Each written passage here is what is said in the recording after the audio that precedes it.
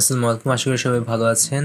Commonwealth share স্কলারশিপের তৃতীয় পর্বে চলে আসলাম। আগের পর্বে দ্বিতীয় পর্বে আমরা রেফারেন্সের আগ পর্যন্ত কিন্তু ফিল আপ করেছিলাম।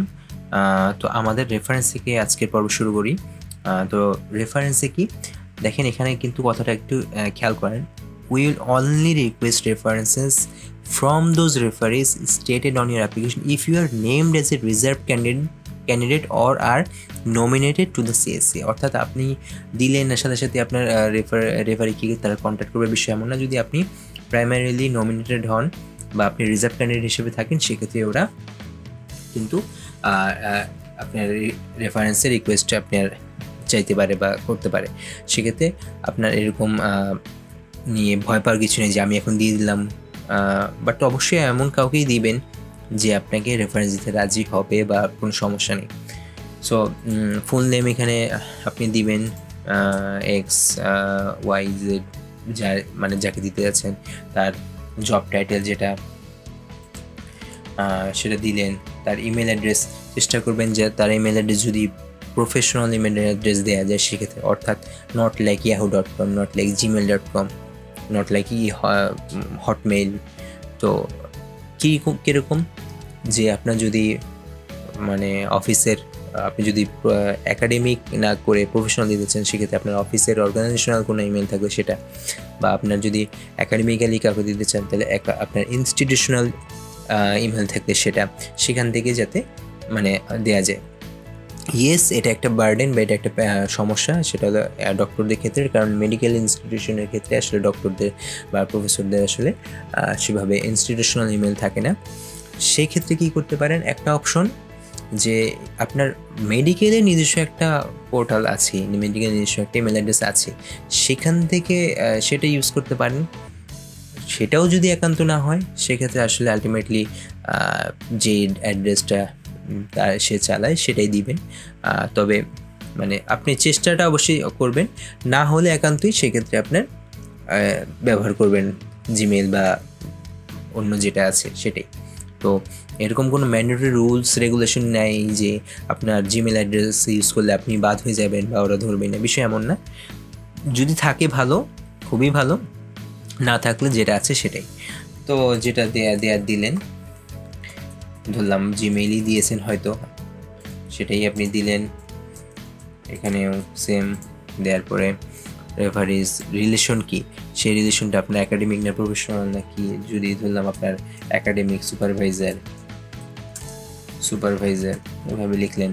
আপনার যদি নর্মালি আপনার অফিসের বস হয় সেক্ষেত্রে তার ডেজিগনেশন বা তার সাথে আপনার যে সম্পর্ক সেটা লিখবেন।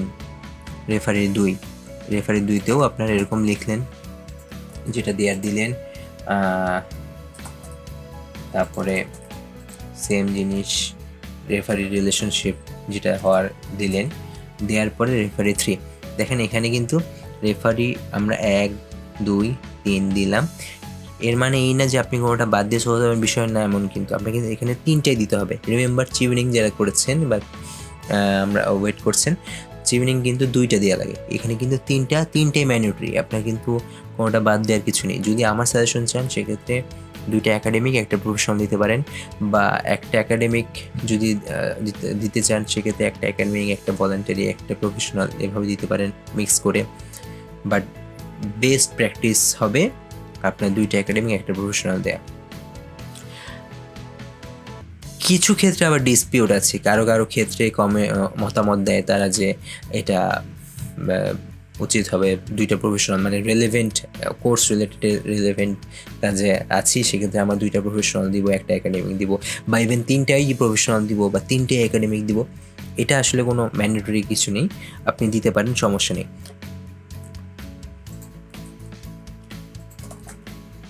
ইমেল অ্যাড্রেস এরকম যা দেওয়ার দিলেন, দেন হলো নেক্সট দেওয়ার পরে সেক্ষেত্রে আপনার পরবর্তী ফেজটায় চলে আসবে। কিন্তু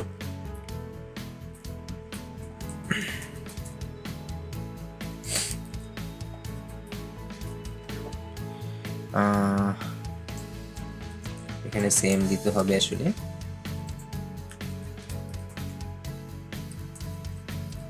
না দিলে কিন্তু পরের স্টেপে নিবে না। ওকে, নেক্সট দিলে এখন আমাদের আসবে ডেভেলপমেন্ট ইম্প্যাক্ট। ডেভেলপমেন্ট ইম্প্যাক্ট হলো এখান থেকে আমরা শুরু করবো আসলে আমাদের একটু ইউনিভার্সিটি রিলেটেড কাজগুলো। ইউনিভার্সিটি অ্যাপ্লিকেশন, ওই যে ইউনিভার্সিটি অ্যাপ্লাই করছে, আপনি কিন্তু একটা অ্যাপ্লিকেশন নাম্বার পেয়েছেন, সেই অ্যাপ্লিকেশন নাম্বারটা এখানে দিবেন। যদি জানা থাকে সেক্ষেত্রে লিখেছে, তবে আমার পার্সোনাল প্রিফারেন্স বা আমার ওপিনিয়ন হলো অবশ্যই অ্যাপ্লিকেশন করে তারপরেই এটা ফিল আপ করবেন, তাহলে বেটার হয়। তাহলে আপনার এটা কিন্তু আরও ভারী হয়, আপনি যে অ্যাপ্লাই করছেন মানে আপনি যে একটু প্রিপেয়ার্ড এটা আসলে ওদের বোঝানো যাবে। তো এখানে আপনি অ্যাপ্লিকেশন নাম্বারটা দিবেন। দেন আপনার হলো এসডিজি গোল সম্বন্ধে যারা জানেন না তারা অবশ্যই একটু পড়াশোনা করে নেবেন, একটু রিসার্চ করে নেবেন। এসডিজি কি, সাস্টেনেবল ডেভেলপমেন্ট গোলগুলো কী সেগুলো সম্বন্ধে একটু জানবেন।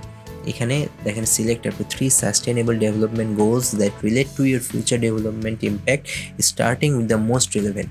আপনি ফিউচারে যেই মানে কার্যক্ষেত্রে কাজ করতে যাচ্ছেন, যে ফিল্ডে কাজ করতে যাচ্ছেন, যেটা নিয়ে আপনার ইন্টারেস্ট বা আপনি যেটা নিয়ে পড়াশোনা করতে যাচ্ছেন এবং ফার্দার সেটা নিয়ে কাজ করতে যাচ্ছেন বা ক্যারিয়ার করতে যাচ্ছেন, সেগুলো আসলে কোন কোন গোলের সাথে রিলেভেন্ট সেগুলো দেওয়ার চেষ্টা করবেন। এবং সবার প্রথমটা ফার্স্ট যে চয়েসটা হবে অবশ্যই মোস্ট রিলেভেন্ট যেটা সেটা।